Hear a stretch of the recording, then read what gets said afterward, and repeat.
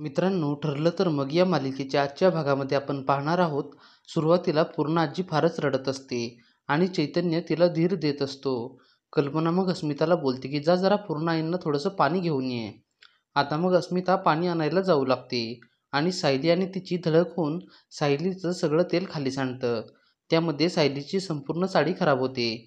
कल्पना मग अस्मिताला बोलते की जरा बघून चालायचंच ना. अस्मिता बोलते की मी कुठे काय केलंय, हीच मध्ये आली.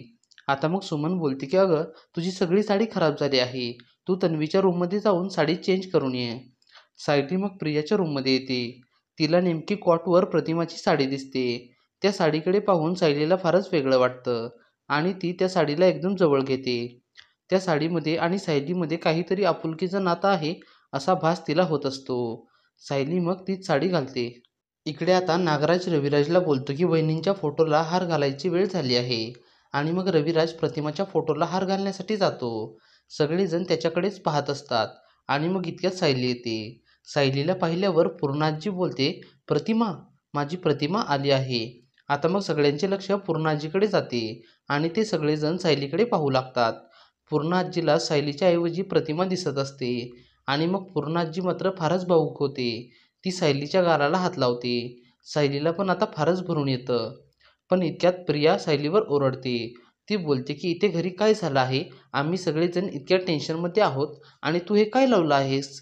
माझ्या आईची साडी घालायची तुझी हिंमत कशी काय झाली. अर्जुन बोलतो की तन्वी, तिने मुद्दाम केलं नाहीये, सो तू प्लीज जरा शांत हो. पण प्रिया काही शांत व्हायचं नाव घेत नसते. ती मग सायलीला कानफडीत मारण्यासाठी हात उगारते.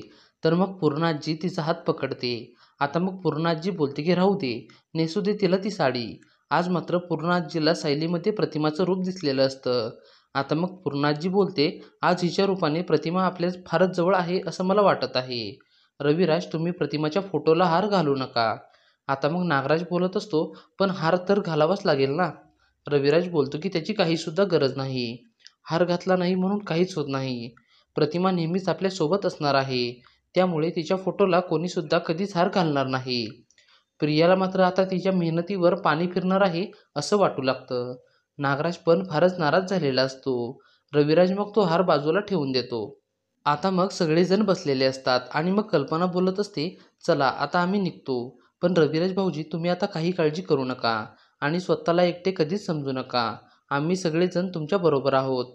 आता मग पूर्णाजी बोलते की तुम्ही सगळेजण जा, आजच्या दिवस मी इथेच थांबणार आहे. अर्जुन बोलतो की पण अगं तुझी औषधे. आता मग सायली बोलते की पूर्णाजींची काळजी घेण्यासाठी आज मी इथेच थांबते. प्रिया बोलते की त्याची काहीच गरज नाही, मी काळजी घेईन पूर्णाजीची. सायली बोलते की प्रिया, अगं तू आता टेन्शनमध्ये आहेस. पूर्णाजींना रात्री झोपताना पाणी गरम करून द्यावं लागतं, त्यांची औषधे वेळेवर द्यावी लागतात आणि अधूनमधून त्यांना त्रास होतो तेव्हा त्यांच्यासोबत असावं लागतं. आता मग रविराज बोलतात की पूर्णाई, प्रतिमा तुमची अशीच काळजी घ्यायची ना हो. पूर्णाजी बोलते की हो, माझी प्रतिमा माझी फारच काळजी घेत होती. आता मग कल्पना बोलते की आपली सायली आता प्रतिमासारखीच आपल्या पूर्णाईंची काळजी घेते.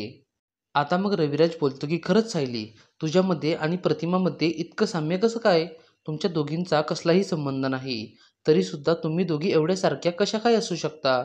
प्रिया मात्र आता मनातल्या मनात विचार करते की त्या दोघींचा फारच जवळचा संबंध आहे आणि तो जर तुला समजला ना तर माझं काही खरं नाही.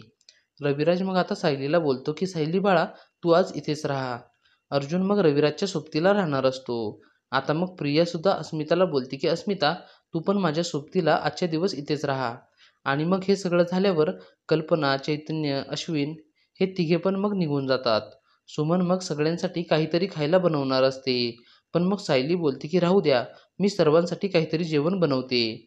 सायलीचं हे सगळं वागणं पाहून रविराज मात्र फारच आश्चर्यचकित झालेला असतो. आता मग सायली किचनमध्ये स्वयंपाक करत असते.